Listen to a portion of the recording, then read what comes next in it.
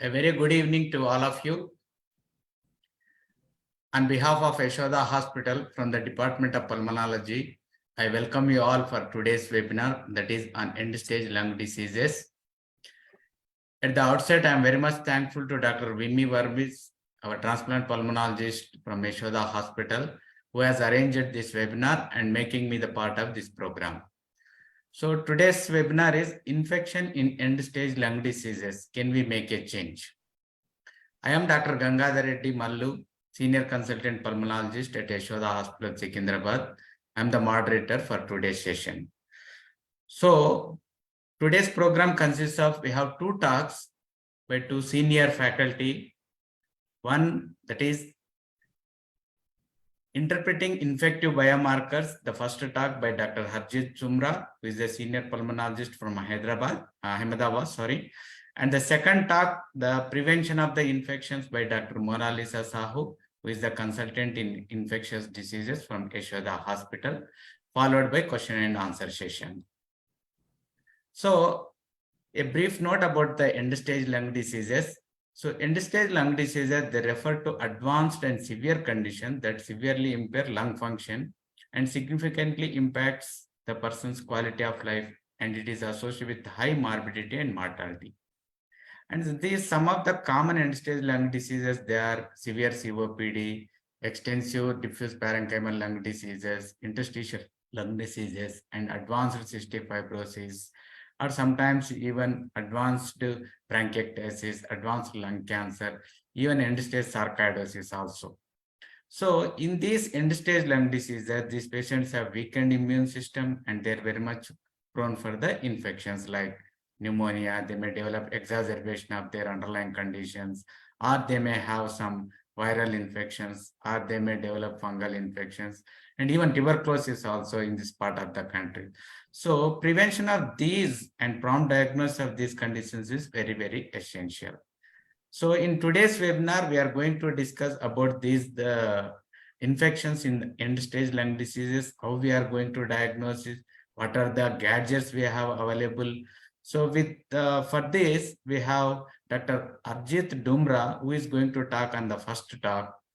And it's my privilege to introduce Dr. Harjit Dhumra, who is a senior consultant pulmonologist and who is the chairperson of JD Hospital, who is also specialist in sleep medicine and critical care. And he has a lot of publications in various indexed medical journals. He has also authored many chapters in various textbooks of pulmonology and critical care. So with that brief introduction, I invite Dr. Harjit Dhumra to give his presentation. Over to Dr. Harjit. Thank you, sir, for those kind words of introduction. I'll just share my slides. So I hope my slides are visible. Yes, yes. Okay, fine. So infection is basically an issue which we deal with in day-to-day practice. And sometimes these infections can be severe and they lead to hospitalization, where they can cause devastating consequences if not diagnosed and treated at the outset in the optimum way. Now, as clinicians, we rarely rely on a single sign, just for example, fever, to decide whether the patient has an infection or not. Usually, it's a combination of history, examination, looking at the microbiology reports, looking at the blood workup and imaging results, and then we make an educated guess deciding that this is an infective or an inflammatory process or a non-infective process. Usually, this kind of approach is based on clinical judgment. And as all of you are aware, that clinical judgment and skills can vary from clinician to clinician, and hence there is no standardized methodology available to us to conclusively say that this is an infection, and it might vary from individual to individual and from institute to institute. So given the potential for poor outcomes, if we miss out on treating the infection optimally, as clinicians, we tend to overestimate the prevalence of infections, and then usually we end up overprescribing antibiotics. Now, what that has done is, because of excessive use of antibiotics, we have landed up with a very big issue at our hands that a lot of the organisms which we deal with in day-to-day practice, as this survey from ICMR in 2020 shows, have become multi-drug resistant and extremely drug resistant. to the extent that some of these bugs have started showing resistance to polymyxins as well. Blood culture, which is our gold standard to diagnose infections, is unfortunately very poorly sensitive. Based on the literature, 40 to 50% of your cultures would turn out to be positive, but it's a time-consuming method and it is not necessarily sensitive to pick up all infections.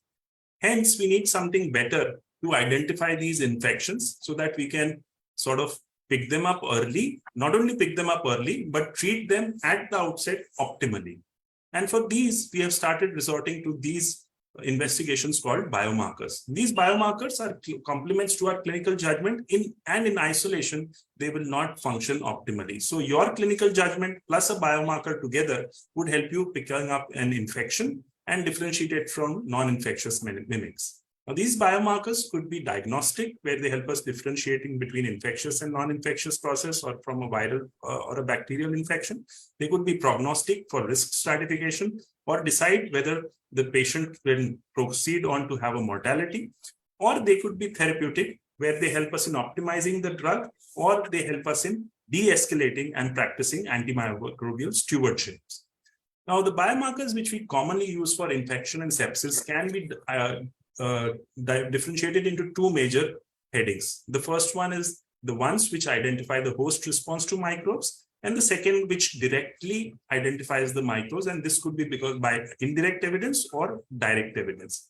So looking at the first two here, the white cell count and the C-reactive protein, these are some markers which we have been looking on for ages since the onset of medicine. And all of us know white cell counts are not sensitive and specific to pick up all infections. A low white cell count and a normal white cell count does not rule out of an infection, and a high white cell count might not necessarily indicate an infection, and the sensitivity and specificity varies between 50 to 60% for white cell counts.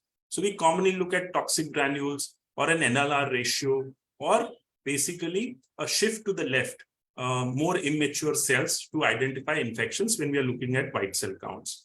However, like I said, it's not a great investigation to diagnose an infection. Similarly, with CRP, it can go up with infection and inflammatory processes, and hence it is not a very sensitive tool to pick up an infection. And the sensitivity, depending on the literature you read, could vary between 60 to 70%, and the specificity is low, around 50 to 60%. Which brings us to something called procalcitonin, which has since the last decade been our go-to biomarker to not only identify infections, but also to prognosticate it. There are others available like lactates and bioadrenomedulin, which I'm not going to allude today because of shortage of time. If we want to identify microbes directly, then in case of fungal infections, now we have two markers, the BDG and the galactomannan, which indirectly indicate the presence of fungal infection. Or the state of the art, which we now resort to commonly, are the molecular diagnostics, which would help us pick up viruses, bacteria, and fungi as well. One thing at the outset, which all of you need to remember, is that most of these biomarkers, the procalcitonin, the BDG, and the galactomannan, which we'll allude to today, will or should be done only if there is a high pretest probability of infection. So don't send them randomly. And secondly, sometimes serial monitoring is the best way to move forward. So coming to procalcitonin, as all of you know, a range of 0.25 to 0.5 nanograms per ml is the common parameter which we look at in most of the kits. And this should be in a clinically compatible syndrome. And we should rule out other causes of PCT elevation before we conclusively say that this is an infection. Now, as far as respiratory infections go, most of the typical infections in the respiratory tract, that is H. influenzae, strep pneumonia, commonly cause very high PCTs when you encounter them. Sometimes atypical bugs like Legionella and uncommon bugs like Candida and parasites like malaria might also lead to elevated PCT. In case of TB, commonly PCT might not be elevated, but in some cases you might encounter it. However, for Chlamydia, Mycoplasma, Aspergillosis, PCTs are usually negative. PCT can be falsely positive in a huge group of conditions, whether it is physiological stress, malignancies, renal insufficiency, liver insufficiency, autoimmune disorders, so on and so forth. Even with C. diff, you can have high PCTs. So remember, just the presence of PCT does not mean infections. And if the values are greater than 10, then this becomes a prognostic marker. And sometimes values in the range of 30, 40, 90, 100 picked up on day 1 of infection could just indicate severe systemic inflammatory response. It can be seen with viral infections as well, and hence it is not representative of bacterial sepsis if it is in a very high range. Can PCT be negative in patients with bacterial infections? It can be, particularly for localized infections like cellulitis, wound infections, intra-abdominal abscesses, or empymas, particularly early on in the infection and where you might have to repeat a PCT. And in some cases with chronic infections like endocarditis, osteomyelitis, prosthetic device infections, it could turn out to be negative. What is very important is that it is not only a biomarker which will be elevated in non-neutropenic and immunocompetent individuals, but it is also significantly elevated even if the patient is neutropenic, immunocompromised, is a solid organ transplant, or it has HIV. So we can follow up these markers even in these groups of patients. Coming to the transplant group of patients, which possibly all of you encounter in day-to-day practice, and because we are talking about end-stage lung diseases, a lot of our patients are immunocompromised.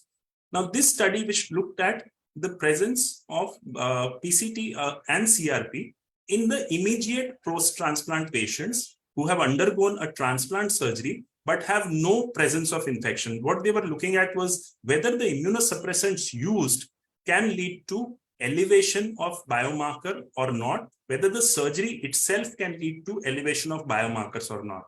On the right-hand side, as you can see with the CRP, this graph, which is the placebo group, which these are the patients which did not have transplant surgery, you can see a significant rise in the CRP on day 0. But groups A, B, and C, which were given immunosuppressants, the CRP was much less. These are the transplant groups of patients. Vis-a-vis for PCT, you can see that PCT was not elevated in the transplant groups of, in the non-transplant groups of patients, but was elevated in patients who were taken up for transplants with immunosuppressants. Now, why is it relevant? They clearly found that if you gave ATG or induction with corticosteroids, even in absence of signs of infection, PCT could rise. But if you give basiliximab, which are our primary induction agent for lung transplants, you could follow up the PCT in the post-transplant period because basiliximab will not give rise to rising PCT in the immediate post-transplant period. So that is relevant to following up infections in the post-transplant period. Now, what happens if you definitely develop an infection in the post-transplant period? And this study looked at around 52 patients who were post-transplant. And what they could come out was that whether that infections were associated with definitely a rise in the PCT in the first 48 hours, followed by a progressive decline. But in patients with severe primary graft dysfunction, PCT levels could be fallaciously elevated. So in the early post-transplant period, if you have elevated PCT, the differential is severe primary graft dysfunction. And here the PCT is a better marker than CRP to study infections. Lastly, what happens to the markers if you are prolongedly immunocompromised? Say, for example, a post-transplant patient who has been on immunosuppression for weeks, months, and years together. Even in those groups of patients, you can have an elevated PCT coming up with infections, and the PCT remains a reliable marker even in those groups of patients. And you can use the PCT serially for antibiotic stewardship as well. So clearly, it functions well in the transplant groups of patients at the outset and in the post-transplant period.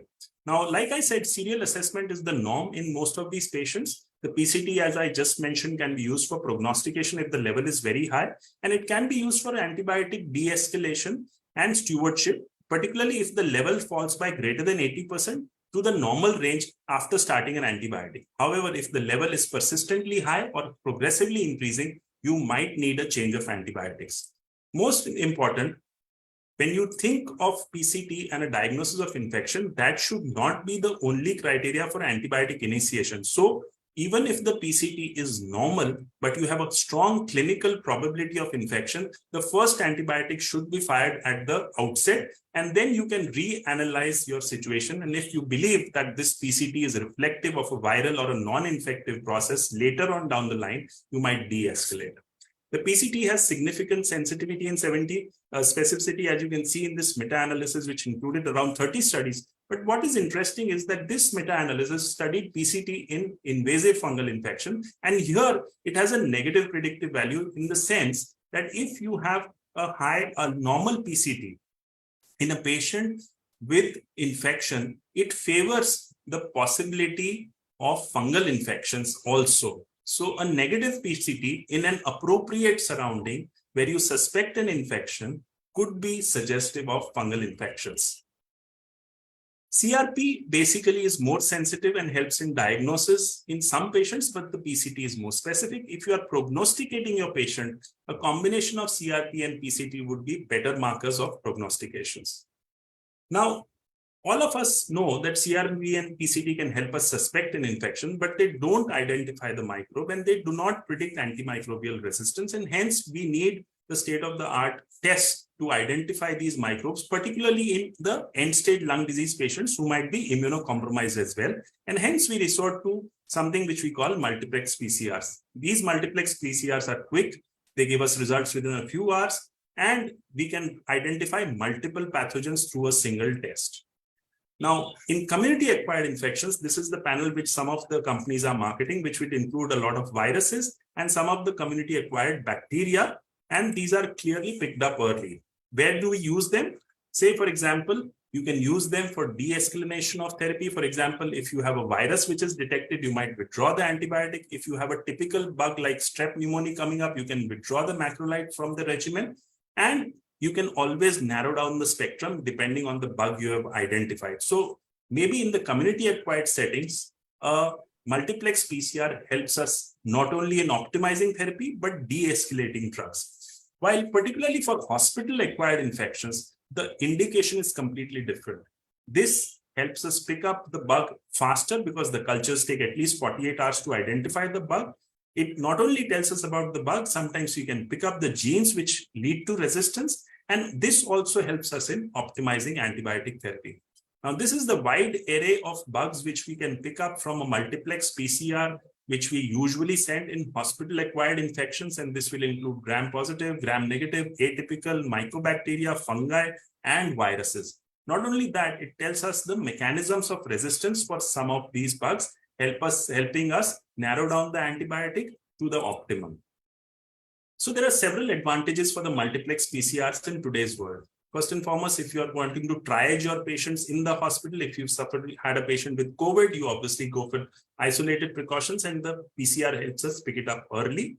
It can also be done in patients who do not have adequate quality of sputum, and you can send a nasal swab. It is not affected by prior antibiotic administration. It tells us about the genes for resistance and helps us optimize therapy. And by practicing antimicrobial stewardship, you can decrease the incidence of C. diff infections. It is particularly helpful for Legionella because the Legionella urinary antigen just picks up serogroup 1, not the other groups. However, there are several limitations with the multiplex PCRs also. Presently, it cannot be considered the gold standard because you do not get susceptibility data. Some of the organisms like Burke and Elizabeth are not picked up in these PCRs till date.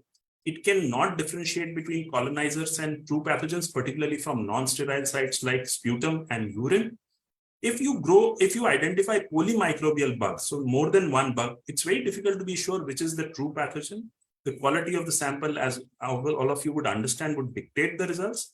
And absence of resistance does not necessarily mean that the antibiotic is sensitive. So just if you pick up a gene does not automatically mean that that could be the only mechanism of resistance. And it somehow tends to be better predictor in gram-negative infections than gram-positive infections. So this is a study recently published. It included around 522 immunocompromised patients. Around 30 to 40% of these were post-transplants where they did a multiplex PCR in the bowel sample. This came out in the chest. And as you can see, it has significantly good specificity. Around 85% of these infections were truly picked up by the multiplex PCRs in the bowel sample, clearly showing that it is an add-on investigation to other clinical, to our clinical acumen and other investigations. So several advantages. The only controversy is that what happens in case of discordance. So if you have culture positivity and PCR negativity or vice versa, which do you believe? And that problem has still not been sorted out. The best thing about the PCRs is it has closed down the gap between empirical and definitive therapy to around 4 to 6 hours, which previously was 48 hours. What about the fungal biomarkers? For the BDG, what you need to understand is that it is positive in primarily Candida and Aspergillus, and it is negative in Cryptococcus and mucorales. For galactomannan, besides Aspergillus, histoplasma and blastomyces also will show galactomannan positivity, and it is negative in mucorales. So if your BDG and galactomannan is negative in an appropriate scenario, you can think of mucor as the causative pathogen. These investigations are reasonably sensitive and specific, provided you do it in the right kind of setting with a high pre-test probability. For the galactomannans, what you need to understand is that the bile galactomannan is far more sensitive and specific than a serum galactomannan in lung in patients who possibly are immunocompromised with a primary source in the lung. So a bile galactomannan positivity would indicate a strong probability of galactomannan. It in fact would outperform other investigations. About the BDG, it has strong negative predictive value. So if a BDG is negative, it rules out Candida with a positivity with a rate of around 90%. The specificity of BDG is even higher if you look at a higher cutoff. So the normal cutoff is around 60 or 80, but if you go with a cutoff of 200, it becomes extremely specific. A BDG of greater than 500 usually indicates a pneumocystis infection, and that is reasonably specific for PCP.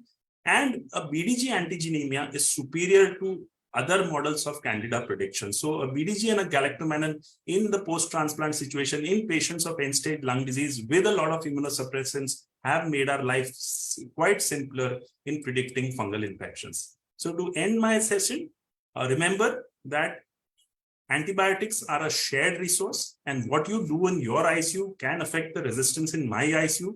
Most important reason for increasing resistance has been doctors who would not prescribe the optimum antibiotic in the right kind of patient.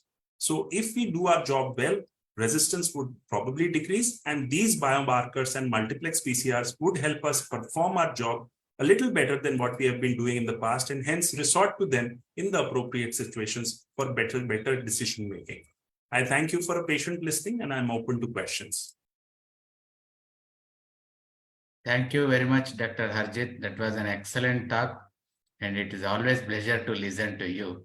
It's very much learning, and you have very much highlighted the importance of various biomarker and molecular tests. So what I understood is procalcitonin, these values, they should be interpreted in the background of clinical context. Okay, and the serial assessment is very, very essential, and the CRP is not that much specific. And coming to the multiplex PCR, it is very much helpful for optimizing therapy and for de-escalation of the antibiotics. So the main role is also in the MDR organisms. So we have a couple of points for a discussion, Dr. Harjit. So what is the role of procalcitonin in clinical decision making in the era of newer antibiotics? And sir, could you please repeat the question? I didn't get it. So the role of procalcitonin in clinical decision making in the era of newer antibiotics. So what you said was the role of PCT in decision making in the era of newer antibiotics. Newer antibiotics, yeah. Okay, so PCT primarily in isolation can never necessarily give you the complete answer. So like I mentioned in my session, your pre-test probability is extremely important to you interpreting the PCT. For example, a negative PCT also gives me information. So if I have a date, if I have a patient in the ICU who's on day, say 10, day 12, who's on broad spectrum antibiotics, I'm suspecting an infection, and his PCT turns out to be negative, that negative PCT also is helpful because it drives me towards the suspicion of a fungal infection. Now, in a given scenario, if the PCT is, say, on day 3 of admission to the tune of 35, 45, which is way beyond the range, then it tells me that think of an inflammatory process also. It could be trauma, it could be surgery, it could be burns. If it is in the range of 2 to 10, which is the ideal range to pick up infections and sepsis, then it tells me that look at a bacterial infection rather than a viral or a fungal. So the value of the PCT also has to be interpreted in the right clinical context. So in isolation, it would never be a guide to usage of broad spectrum antibiotics. You can use it to initiate antibiotics, but in initiation, your clinical judgment is superior to a PCT. You can use it to de-escalate antibiotics where it has a proven role.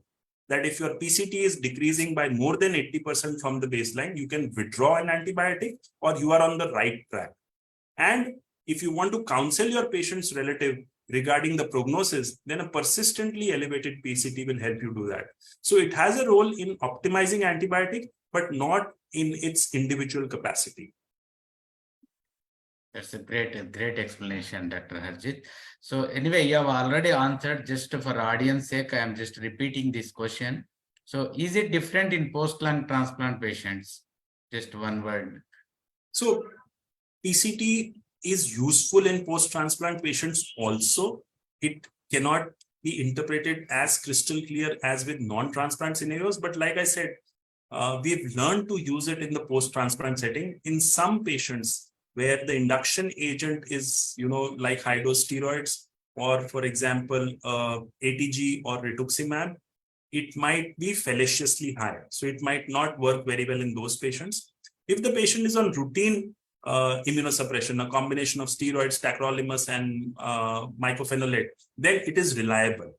Secondly, you also have to understand in the post-transplant settings, there are other differentials like primary graft dysfunction, which could lead to high PCT. So just an elevated PCT does not necessarily mean infection. Always look for serial assessments and always interpret it in clinical context. That's great.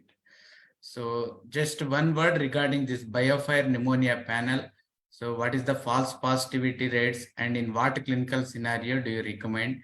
And one word about what is the ideal sample to send for this biofilm pneumonia So panel? the biofire panel, the sensitivities vary with different companies. So the kits, each of the company would claim to have a higher sensitivity, but in the real world situations, we have encountered that the same kind of PCR sent to two different labs who are processing the sample with two different kits can give you different results. So again, you have to understand that you will not be able to predict the same results with different kits. So it's best to have your experience with one particular kit. And by and large, what we have encountered is the sensitivity is usually around 80%. The specificity is sometimes difficult to sort of interpret. Why I'm saying that is, suppose you grow out 3 bugs. Now, all the 3 bugs need not be the infective focus. So then you are not sure. Maybe it's growing, giving you the right bug, but it's also giving you either colonizers or false positives. So the specificity goes down when you interpret it in that context. Where would I use it? In the hospital-acquired infections is my primary go-to test. In the community-acquired infections, we used it primarily for viruses. So whether it is H1N1 or COVID, these are the 2 common tests which we ask for, influenza and COVID. But for hospital-acquired infections, I usually use it, one, when I have shortage of time, which means I need my results in 6 to 8 hours.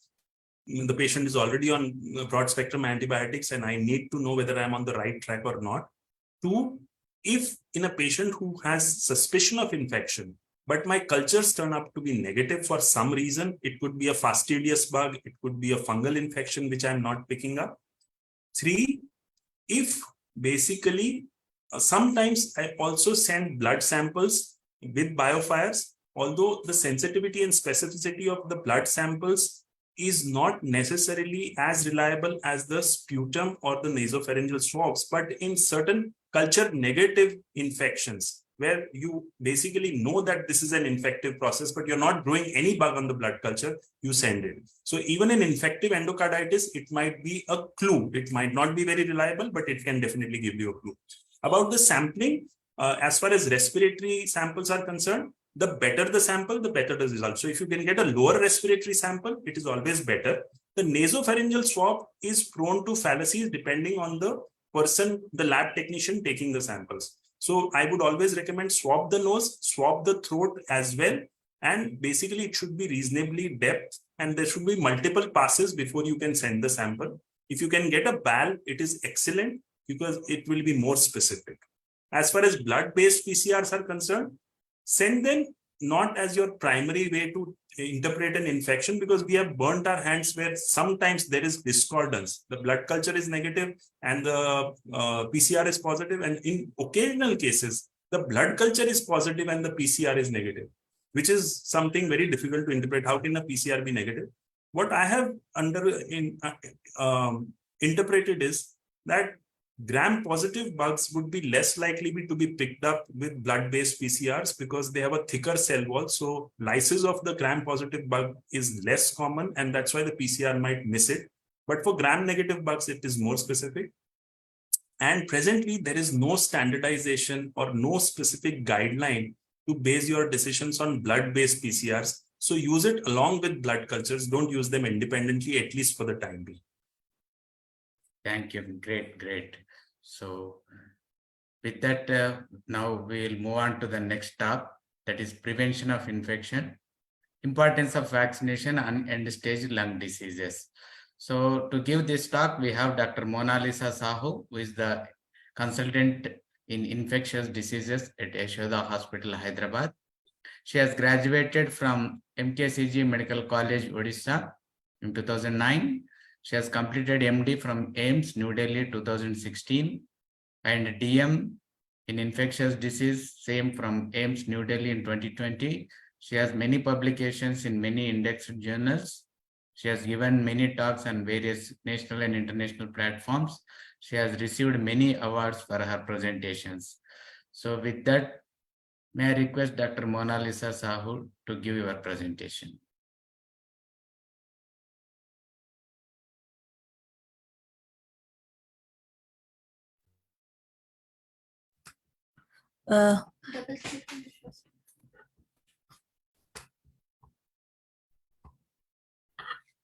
Thank you for the kind introduction, sir.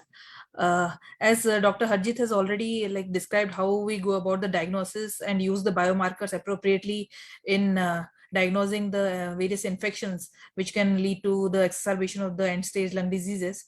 I shall be dealing about a few aspects about how we go about preventing these infections by certain vaccinations. So the topic allocated to me is the importance of vaccinations in the patients with end-stage lung disease. As we know that most of the exacerbations in these end-stage lung disease patients are due to the infections. They can be the bacterial infections, the viral infections, co-infections with the bacteria and the viruses, as well as the other environmental causes and few unknown causes as well. So few of these infections caused by these organisms are vaccine preventable. These are known as the vaccine preventable diseases. And as we all know, an ounce of prevention is of these infections is definitely far better than a pound of cure. So for preventing these infections, the vaccinations play a very major role. There are certain principles for these vaccinations, which includes either it is an active immunization or it is a passive immunization. Active immunization deals with the things that it stimulates the host immune response in developing the various antibodies against the pathogens, like by introduction of whole kill bacteria or the live attenuated bacteria or viruses or the subunits. Even the toxoids also help in the development of antibodies, which is the primary active immunization. Whereas in the passive immunization, it is the direct administration of the antibodies and it offers only a short-term protection. The other principles of the vaccination include we should be keeping in mind the various storage condition of these vaccines, the reconstitution and the route of administration. They are mostly given deep intramuscular in the deltoid region, and in the gluteal region, administration is generally avoided. Anticoagulation is not a contraindication for these vaccinations, and if the patients are on anticoagulants, we may use a smaller caliber needle like 23 gauge needle, and firm pressure may be applied. Vaccines can be co-administered, like 2 live vaccines may be given simultaneously, and if they are not being given simultaneously, a gap of about 4 weeks is essential between these two. And immunoglobulins should not be given along with the live virus vaccines. The safety of various vaccines is well established, and minor local reactions like fever, pain at the site of injection, and even serum sickness like reactions might occur, but they are not contraindications.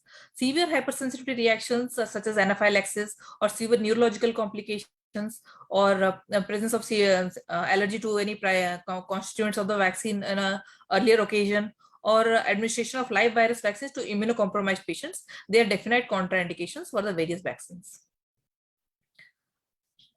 Recent Low-grade local reaction or low-grade fever are not contraindications. Recent antibiotic therapy and previous local tenderness or redness after vaccination are not contraindications. There are many barriers for the vaccinations, as to which the vaccinations are not up to the mark, although their efficacy is well established by various studies. They include the missed opportunities when the patient approached the healthcare facilities like the OPDs or the hospitals, the lack of the vaccine delivery systems in the various settings, and also the fear of the patient as well as the provider regarding the adverse events associated with the vaccines, and also the efficacy of these vaccines is like a concern for many of the clinicians, so for which they might not be administering the vaccines. So these barriers to immunization need to be dealt with and addressed so that the compliance rate with the vaccines increases and we can prevent the vaccine preventable diseases. There are several vaccine preventable diseases and I shall be dealing with them. The most common one is the influenza. The seasonal influenza vaccine has been well established to prevent the severe influenza and it needs to be administered annually. It provides protection against the influenza A as well as the influenza B, and the vaccine is a quadrivalent or a pentavalent vaccine, and it contains 2 antigens against the influenza A as well as 2 against the influenza B. There is a tendency of this influenza virus to change its antigenic variation annually. So we need to administer the vaccine of that particular year and more so of that particular hemisphere, as the circulating antigens are different. The virus strains are different in the different hemispheres. They are different in the northern as well as the southern hemisphere. The various indications of these influenza vaccines include the elderly pregnant women, and also it includes the individuals with the underlying chronic lung diseases and others. And we need to give the seasonal vaccine of that particular season and of the particular hemisphere. These are the various indications, which includes the individuals with the chronic lung diseases and end-stage lung diseases. As we have already discussed, the vaccine needs to be of that particular season. And India is these are the various current strains which contains the various antigens of circulating during that particular season. This is the strain of the 2022-23 for the southern hemisphere, which contains 2 of the influenza A and 2 influenza B antigens. India comes in the southern hemisphere according to the WHO, and so the southern hemisphere vaccines need to be administered in the Indian patients. It can be co-administered with the other vaccines like the COVID vaccine and the pneumococcal vaccines, but they need to be given at separate anatomical sites. Then coming to the pneumococcal vaccine, several vaccines are available like the conjugate vaccines and the polysaccharide vaccines of various valencies like the PCV 7, 10, 13, 15 and 20.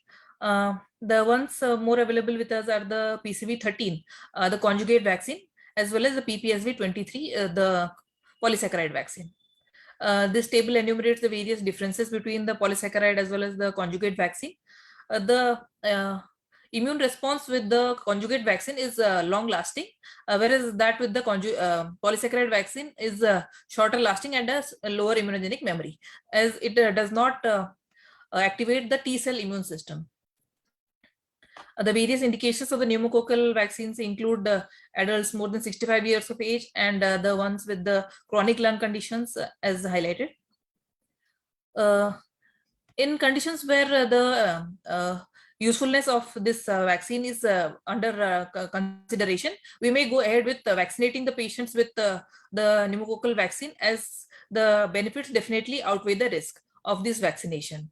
And certain individuals of chronic lung disease may not mount a adequate antibody response, but even the partial antibody response that has been mounted with these vaccines provides a definite protection against the severe manifestations of the pneumococcal disease, like pneumococcal bacteremia and even meningitis.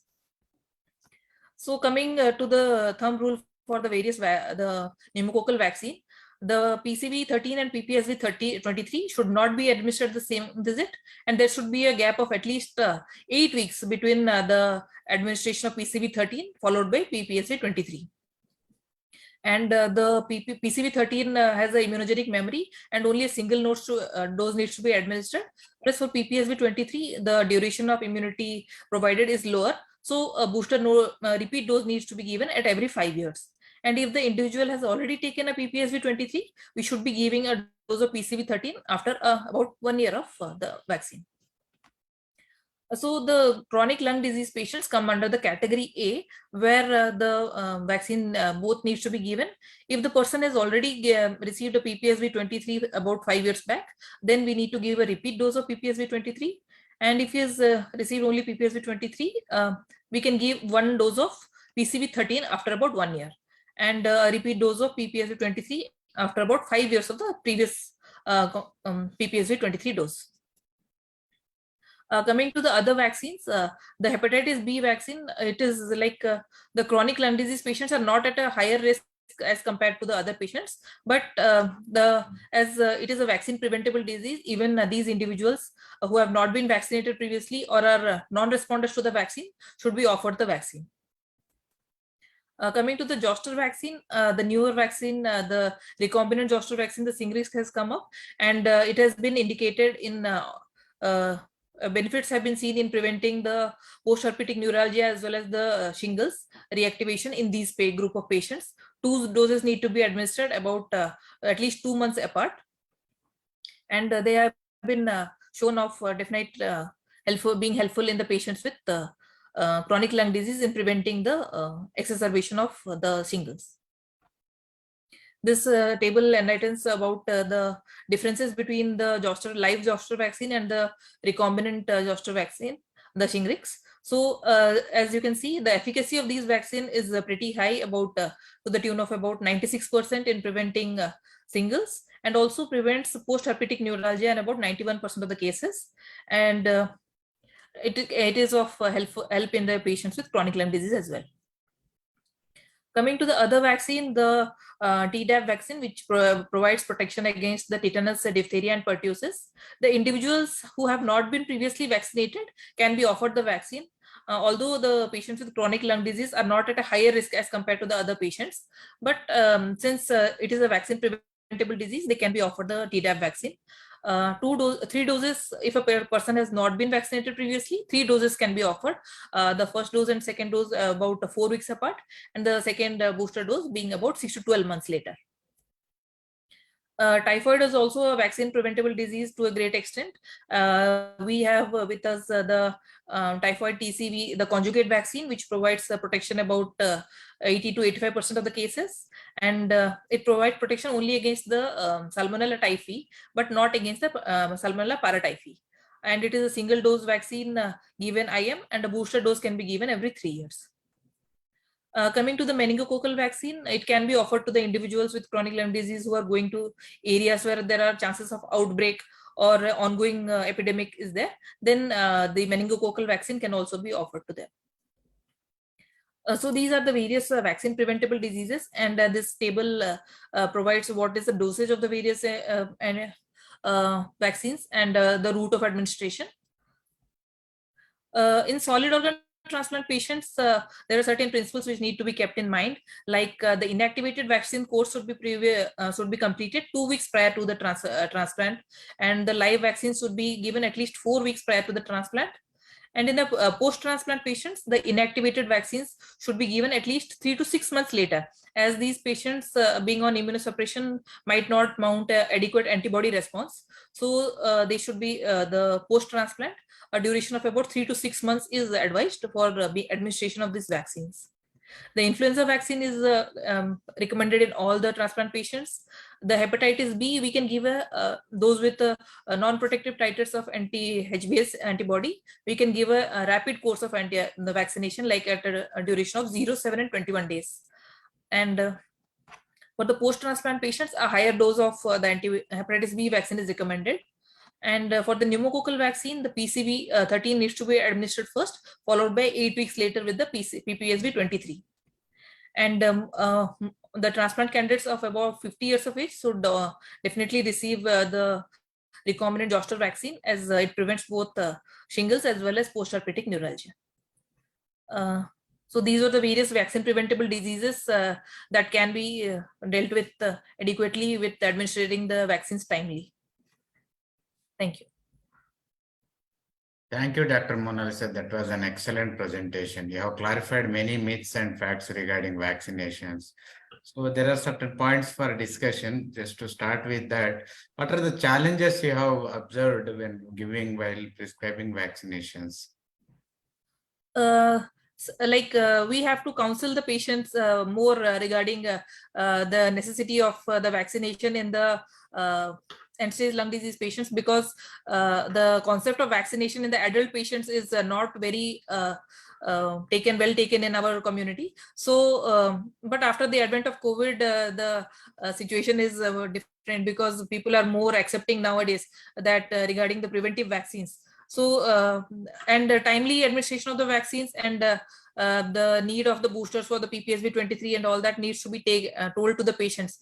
And sometimes they are not compliant with, and counseling more is required. So, and also the efficacy of the vaccines is somewhat not well known to the doctors as well in the remote areas. So the acceptance is less. Yeah. That's excellent, excellent answer. So generally, we in our general pulmonology cases, especially in the COPD and stage lung diseases or elderly patients, we generally recommend 5 vaccines: pneumococcal, conjugate, pneumococcal, polyvalent, then influenza vaccine, Tdap, and herpes zoster vaccine. Generally, we recommend these 5 vaccines. Yes.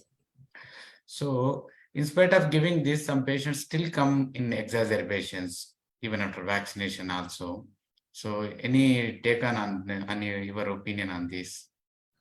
So there are only like a fewer diseases that are vaccine preventable, but there are far more number of diseases which can occur in these patients, like the bacterial exacerbations, the bacterial etiologies causing the exacerbations, or the co-infections with bacteria and viruses. So there are limited number of diseases which are vaccine preventable, but the exacerbations may be due to the other etiologies. The vaccination as such do not cause the exacerbation due to those vaccine preventable diseases. So making an appropriate diagnosis of the pathogen which caused the exacerbation and dealing with it adequately can be helpful. Right. Excellent explanations.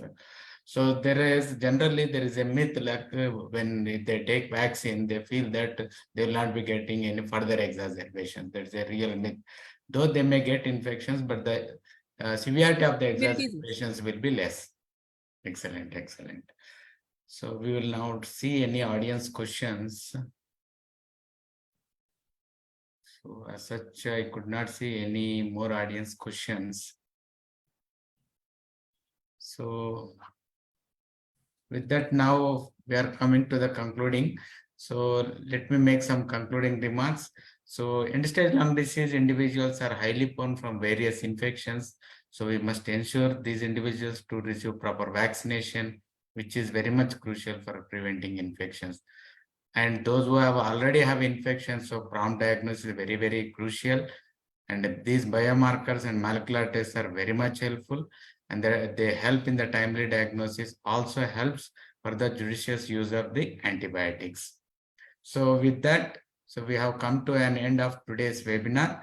I express my sincere thanks to today's speakers, that is Dr. Harjit Dhumra. In spite of his busy schedules, he participated into the webinar and given his valuable inputs, and Dr. Monalisa. And I also thank all the delegates who have logged in for this webinar. I'm also thankful to the management of Yashoda Hospital for supporting this event. So thank you, Dr. Monalisa. Thank you, Dr. Harjit. Any final comments from you? So as rightly said, early diagnosis of these infective conditions in the end-stage lung disease patients can have a good outcome, as well as preventing these infections with vaccinations can also go a long way. So both of them are very essential and need further discussions. Excellent. So with that, we have come to the end of today's webinar. With this, I am signing off. Good night. Thank you, sir. Good night.